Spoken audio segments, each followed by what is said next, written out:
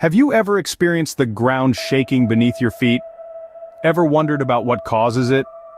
It's a phenomenon known as an earthquake, a sudden and violent shaking of the ground often caused by the movement of tectonic plates beneath the Earth's surface. Picture the Earth's crust as a giant jigsaw puzzle, made up of large pieces called tectonic plates. These plates are not stationary, but are constantly moving, albeit at a pace slower than the growth of your fingernails.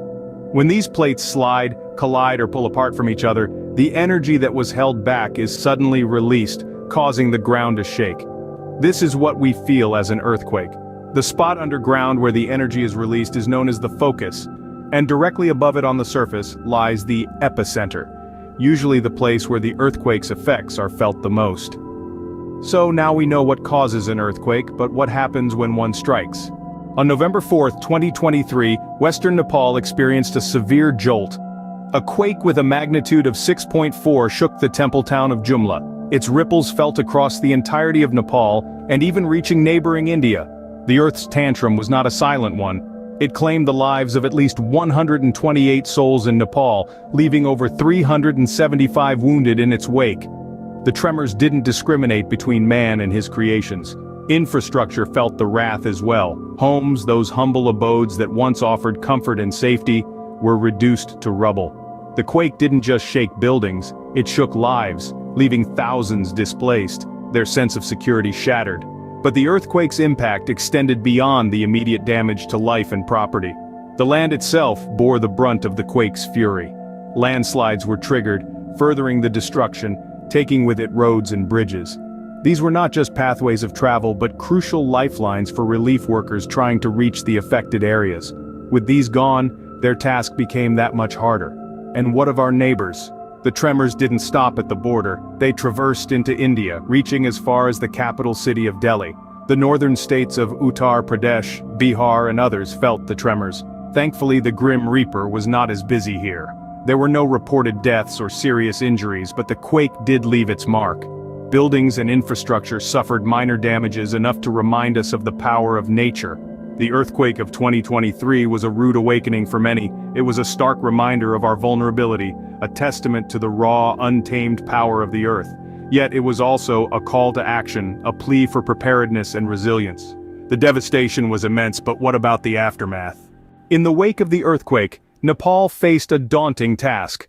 With numerous homes destroyed and an infrastructure in shambles, the nation had to grapple with not only the immediate aftermath of the disaster, but also with the formidable challenge of rebuilding and recovery. The government of Nepal, in collaboration with the international community, responded swiftly. Aid agencies, volunteers, and local communities came together to provide emergency relief. Food, water, and medical aid were promptly dispatched to affected areas, and temporary shelters were set up for those who had lost their homes. Yet the scale of the devastation posed significant challenges. The earthquake had triggered landslides, blocking roads and damaging bridges. This made it difficult to reach some of the most affected areas, slowing down relief efforts. Many remote villages were cut off from the rest of the country, their residents waiting anxiously for help to arrive. In addition to meeting immediate needs, the government and aid agencies began the grueling task of reconstruction. Schools, hospitals, and homes needed to be rebuilt, and the process was expected to take considerable time. With the looming threat of monsoon season, the pressure was on to provide more permanent shelter for the displaced as quickly as possible. The recovery process was not just about rebuilding physical infrastructure, though. It was also about helping people recover emotionally from the trauma of the disaster. Counseling services were set up to support those affected, and efforts were made to restore a sense of normality amidst the chaos. Despite these enormous challenges, the people of Nepal showed remarkable resilience. Stories of courage and community spirit emerged from the rubble, a testament to the strength of the human spirit in the face of adversity. While Nepal bore the brunt of the earthquake, it was also felt in neighboring India.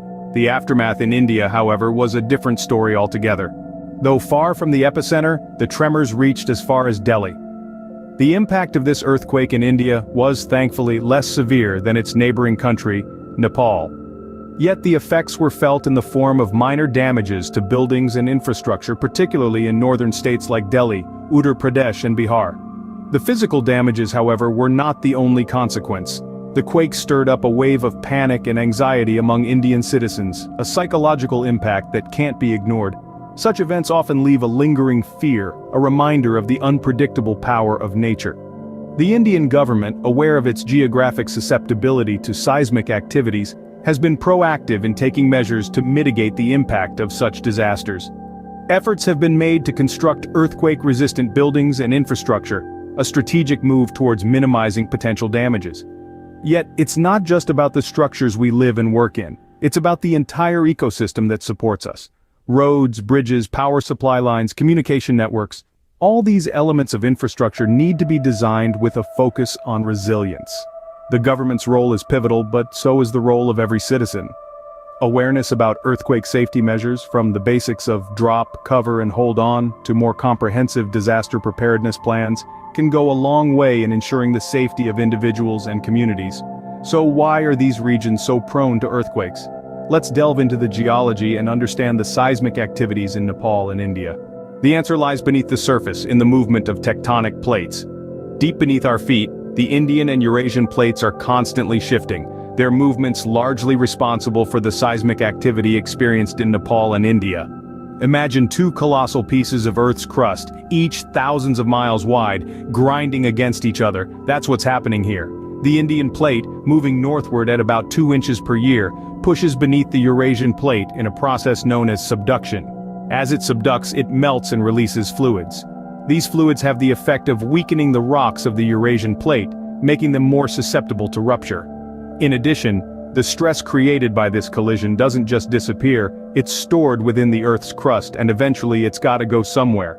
This stress is released in the form of earthquakes, the shaking and trembling we feel on the surface. But why is Nepal particularly vulnerable? It's all about location. Nepal straddles a major fault line known as the Main Boundary Thrust, or MBT. This 2,000-mile-long fault runs along the entire length of the Himalayas and has been responsible for some of the largest and most destructive earthquakes in Nepal's history. There are other factors at play too. The rocks in the Himalayas are relatively weak, making them more likely to rupture during an earthquake. The steep slopes of the Himalayas also make landslides more likely, which can trigger earthquakes. And let's not forget the glaciers of the Himalayas, their weight adding additional stress on the crust. This combination of factors makes Nepal one of the most earthquake-prone countries in the world, and India, sharing this tectonic boundary, is not immune either. Knowing this, how can we prepare for future earthquakes? The answer is not simple, but it starts with understanding the forces at work beneath our feet. Living in a seismically active zone comes with a certain level of risk, but remember, with risk comes responsibility. Responsibility to understand, prepare, and mitigate. Earthquake preparedness is not just about knowing what to do when the ground shakes. It's about taking proactive steps to minimize damage and protect lives. Firstly, constructing earthquake-resistant buildings is a vital measure. Reinforced structures can withstand the force of seismic activity, keeping inhabitants safe. Consider retrofitting older buildings to meet these safety standards. Secondly, effective disaster response plans are crucial. These plans should cover immediate actions during an earthquake and strategies for the aftermath. This includes knowing safe spots in your home, creating an emergency kit, and establishing communication plans with family members. Education, too, plays a significant role. Understanding the science behind earthquakes can quell fears and foster preparedness. Schools, workplaces, and communities should prioritize earthquake drills and safety education. Lastly, governments and organizations must invest in early warning systems. These systems can provide precious seconds for people to reach safety before the shaking begins.